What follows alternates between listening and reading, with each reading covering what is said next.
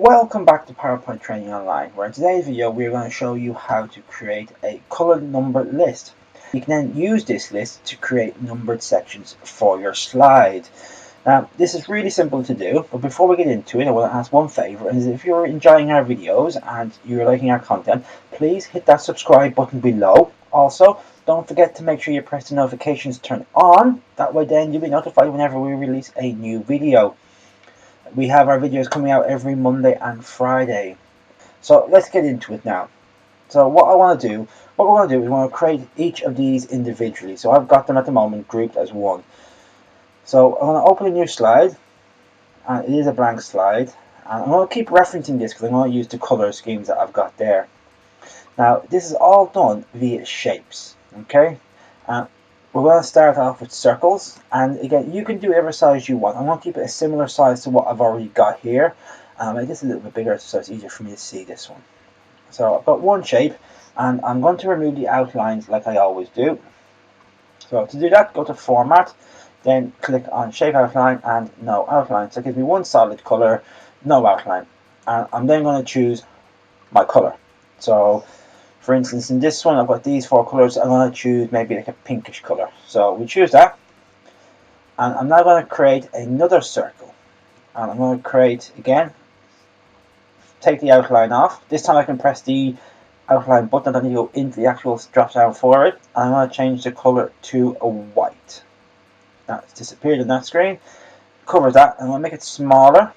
Yeah, I'm going to hold down Shift and move my mouse pointer across. That way then I will get an even move. It won't then create a shape that is not equal in all sides. A really helpful thing to do when you're doing something like this is turn on the guides. So you can see the guides now appeared. And this will allow you to center all the shapes. So if I take the first shape and center it to the guide, so it's up a little bit now. I hit the second shape, and then I can center that against the guides. And now I've got two shapes stuck together that are completely in center of each other. So that's that bit. So you can see here as well, I had a shadow around the white circle. So what I want to do is if I zoom in now, so I'm pressing Control and using my scroll wheel, or you can press Control up, and I'm going to copy that shape and I'm going to paste it. Now you can see it's just pasted over top of it. So what I want to do now is make it slightly bigger. Again, I'm going to hold down Control and Shift. That way then it keeps its ratio perspective from side to side, but it also grows bigger and smaller in the same in all directions. So I've made that. Now I'm going to change. I want this to be slightly darker than the color on the background because I want to be able to see it. So what I'm going to do is I'm going to choose the background I chose before.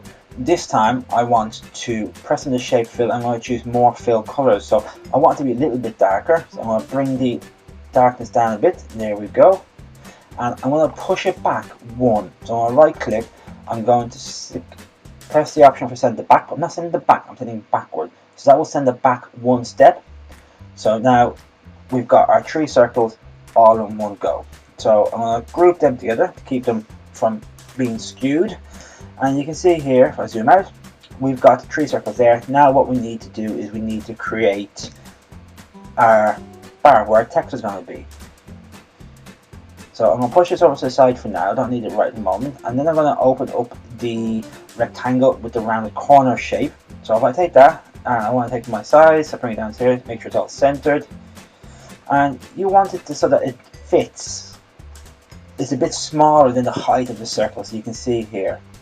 So I'm going to go back to this, and I'm going to make it smaller. I'm going to press that, I'm going to press the middle circle button, and I'm also going to press Control. That way it will come in at the same time. And you can see it's coming in. Now I'll bring this circles that I made earlier on down onto the line, and we can then get a rough idea of what we want. So we can make this a bit smaller as well. Don't want it too big. And I'm going to send this to the back now. The reason why I'm sending it back now is because I want to be able to, we want to be able to see the whole circle. So now I'm going to make this bigger again because it felt a bit small. There we go, that's much better. And now we're going to make it a bit tiny bit smaller. There we go. Again, you can have it whatever size you want. It all depends on how much text you want to put into the box. So there's our first part of the box done. Now you can see here the corners here are slightly more rounded than they are on the original one I'm making now. And what I want to do for that is, you'll see this yellow dot. If I drag that out, I can change the corners. So you can go from complete circle to complete square. What I want to do is I want to meet somewhere in the middle. And I want to make sure that over here that we have this circle covering the edges as well, so that you can't see the bends coming in down this end. Now this shape has a outline, so I'm going to want to remove the outline, and we want to match the color so that it matches the circle, or one of the circles. Quite simply, just select on the shape itself, then go to Format, then click on Shape Fill. Now if you're using preset colors, you can use one from there. Now we want to use the slightly lighter color, which was this one here. Now another option you could do instead of pressing the color, if you haven't already got it selected, is to use the eyedropper. Select the eyedropper and hover over the color you want, and then click your mouse button, and then that will then populate that. Now already look like we're getting there. You can see we are slightly look like these are all tied in together, like nearly like a key more than in a separate shape like we've got here. So next step we need to do is create another one of these.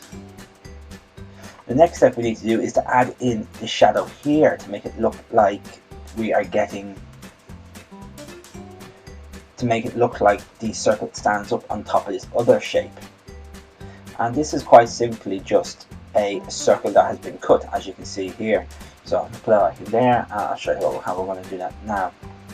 So we want to zoom in so we can see it a little bit clearer. So what we want to do is we want to make a circle that's the same size as the first circle we created. So we'll copy that, bring that over here, and we basically want to have that there so that we can then see the shadow. So what I'm going to do to start with is I'm going to make this one a darker color. So I'm going to copy it against the color that we used earlier on, and that should sit there. Now I want the circle to come to the front, the main group of circles to come to the front. So if I just bring to the front, you can now see I've got our shadow, but we have it up here as well. We don't want it up here, we only want it over the rounded rectangle, as you can see here. To do that, we will have to do some cutting. So we're going to move our circles out of the way for now, and then we're going to copy and paste our rounded rectangle, or we can leave it where we want it to be. An easier way of doing it is to leave it where we want it to be. So for instance there, we then want to get two squares, so we're going to do one, take off the outline, and we're going to make sure that they line up.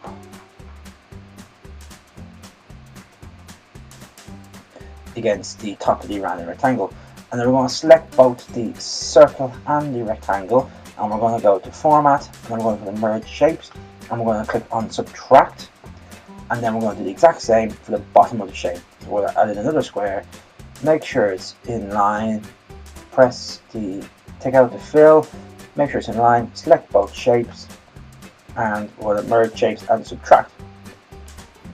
So now it looks like we have a circle with the top cut off of it, which is what we do have. And we're going to bring this over, and we're going to fit our other circle back in nicely. So now we have all of our shapes cut and put together. Really couldn't have been any more difficult.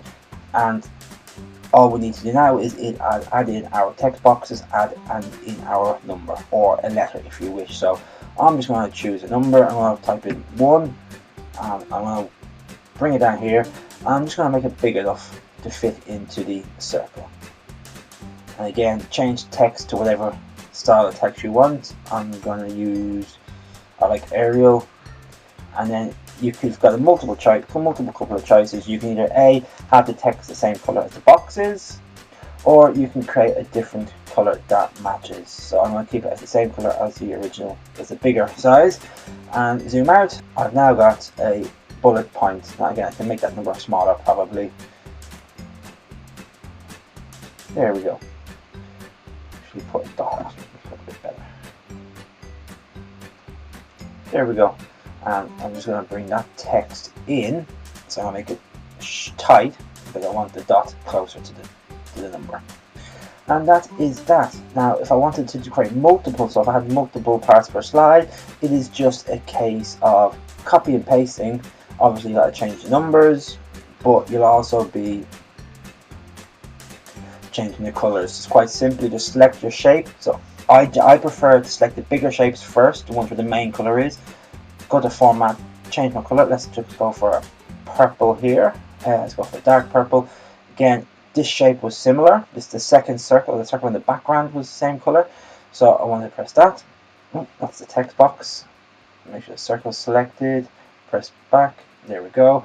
And now I've got these two darker circles, which I need to make sure are highlighted.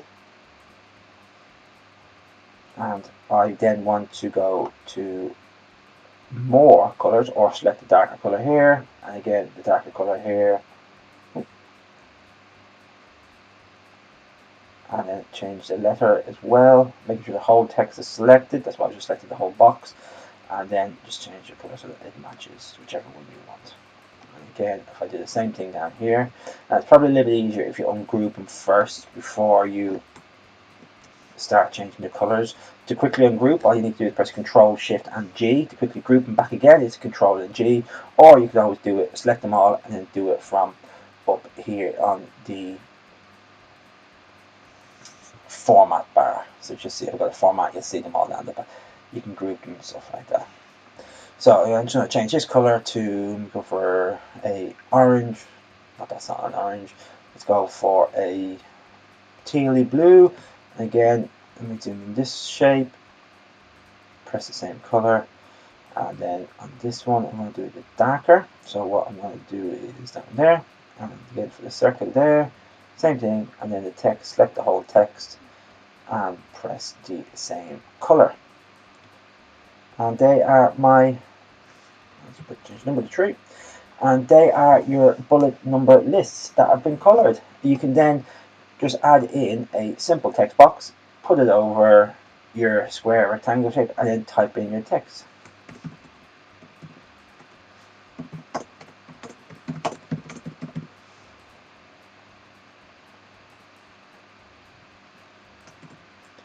And then now, depending on the text and how you want it, you could have all the text the same size if you're only having a couple of points in it.